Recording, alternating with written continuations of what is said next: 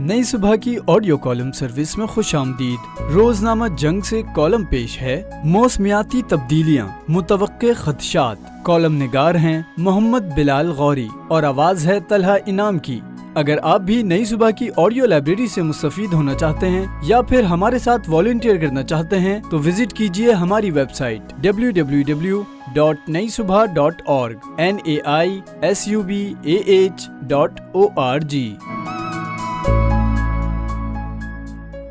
چند برس قبل جب موسمیاتی تبدیلیوں کی بات ہوتی تھی تو ہمارے ہاں لوگ ان خدشات کو اندیشہ دور دراز قرار دیتے ہوئے ہنسنا شروع کر دیتے تھے، مگر اب یہ بھیانک حقیقت ہمارا منہ چڑا رہی ہے۔ کسی اور معاملے میں پاکستان سر فہرست ہو نہ ہو موسمیاتی تبدیلیوں سے متاثر ہونے والے ممالک میں 5ویں نمبر پر آ چکا ہے۔ سردیاں تو متواتر سکڑتی ہی جا رہی ہیں، مگر اس بار موسم کے تیور مکمل طور پر بدل گئے ہیں۔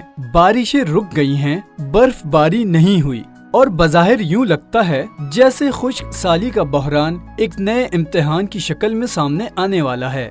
اسلام آباد جہاں ہر دوسرے دن بارش ہوا کرتی تھی، لوگ چھتریاں لے کر گھروں سے باہر نکلا کرتے تھے کہ موسم کا کوئی اعتبار نہیں، مگر اب سب بوند بوند کو ترس رہے ہیں۔ زیر زمین پانی ختم ہونے کو ہے اور یوں لگتا ہے جیسے خدا نخواستہ آنے والے چند برس کے دوران کئی شہر پانی دستیاب نہ ہونے کی وجہ سے اجڑ جائیں گے۔ گاہے خیال آتا ہے ساون کے رومانوی موضوع پر شعر کہے جاتے تھے۔ برسات کا استعارہ خوبصورت پیرائے میں استعمال کیا جاتا تھا۔ سیاہ بادلوں کو محبوب کی زلفوں سے تشبیہ دی جاتی تھی۔ اب وہ فضائیں اور گھٹائیں نہ رہیں گی تو تخیل کی پرواز کا کیا ہوگا؟ بہار کی رت، جل تھل اور ابر کرم جیسی باتیں بھی قصہ پارینہ ہو جائیں گی۔ بارشوں کے موسم میں تم کو یاد کرنے کی عادتیں پرانی ہیں، اب کی بار سوچا ہے عادتیں بدل ڈالیں، پھر خیال آیا عادتیں بدلنے سے بارشیں نہیں رکتی۔ تکلف برطرف، موسمیاتی تبدیلیاں ہماری اجتماعی عادات و اطوار کا نتیجہ ہیں۔ تباہی اور بربادی کا پہیہ مکمل طور پر روکنا تو شاید ممکن نہ ہو، لیکن عادتیں بدلنے سے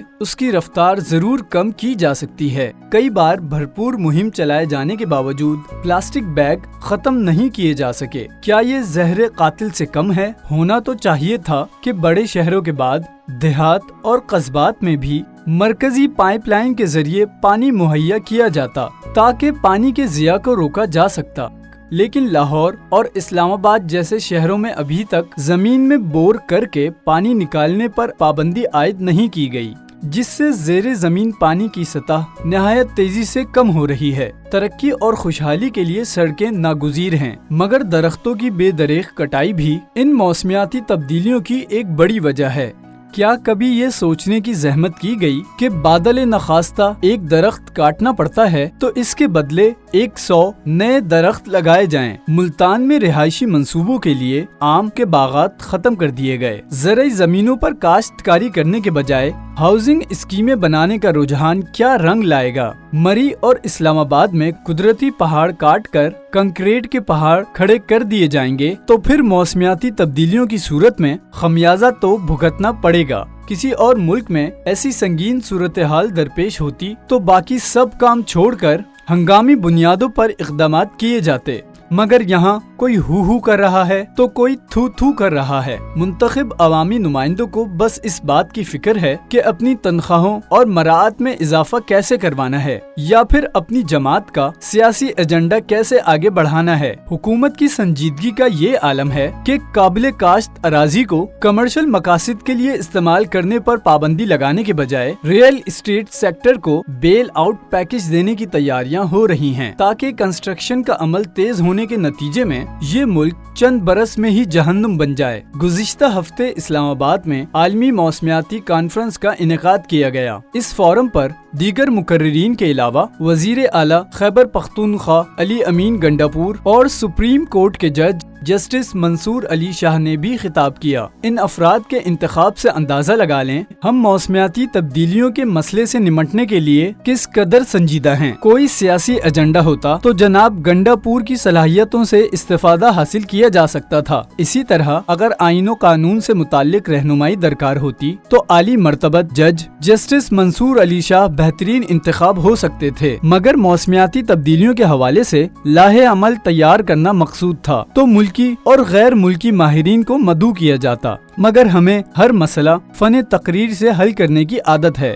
ہمارا خیال ہے کہ کسی بڑے ہوٹل میں نشست کا اہتمام کر لیں، گول میز کانفرنس منعقد کر لیں یا پھر ایوان میں دھواں دھار قسم کا خطاب ہو جائے تو موسمیاتی تبدیلیوں سمیت ہر پیچیدہ اور گمبھیر مسئلہ چٹکی بجاتے ہی حل کیا جا سکتا ہے۔ اگر زیادہ شور شرابہ ہو تو ایک نئی اتھارٹی قائم کر دی جائے، ایک نیا محکمہ، ایک نئی وزارت بنا دی جائے تاکہ چند لوگوں کو جھنڈے والی گاڑیاں اور پروٹوکول میسر آ سکے، نئے دفاتر قائم ہوں، منظور نظر سرکاری افسروں کو اہم عہدوں پر تعینات کیا جا سکے۔ یہ ہے کسی بھی بحران سے نمٹنے کی تدبیر۔ حضور اس ملک اور قوم پر رحم کریں۔ یہ محض سنہرے خواب بننے اور کاغذی منصوبے تشکیل دینے کا وقت نہیں۔ آگ کو کاغذ سے ڈھانپ کر خود کو محفوظ تصور نہیں کیا جا سکتا۔ تجاوزات کے خلاف آپریشن چلتے رہیں گے، ریئل اسٹیٹ سیکٹر میں سرمایہ کاری ہوتی رہے گی، سیاسی اختلافات کے لیے بہت وقت پڑا ہے۔ فی الحال ہمیں اپنی بقا کی جنگ لڑنی ہے۔ موسمیاتی تبدیلیوں کی صورت میں ایک نہایت بے رحم دشمن کا سامنا ہے۔ وقت مٹھی میں بند ریت کی مانند پھسل رہا ہے۔ خاکم بدہن مستقبل میں پانی کی کمی سے کئی بڑے شہر آفت زدہ قرار پانے کے بعد یوں ویران ہو جائیں گے جیسے ماضی میں طاعون کی وبا پھیلنے کے بعد علاقے اجڑ جایا کرتے تھے۔ موسمیاتی تبدیلیوں کا اونٹ ہمارے خیمے میں داخل ہو چکا ہے۔ اس سے بچنا ہے تو ہمیں اپنی عادتیں بدلنی ہوں گی، رہن سہن تبدیل کرنا ہوگا، ترجیحات کی فہرست ازسر نو ترتیب دینا ہوگی، ورنہ ہماری داستان تک بھی نہ ہوگی داستانوں میں۔ یہ معلوماتی مواد نئی صبح کی جانب سے پیش کیا گیا۔ اپنی آراء کے اظہار کے لیے کامنٹ کیجیے یا ڈسکرپشن میں دیے گئے رابطے کے ذرائع استعمال کیجیے۔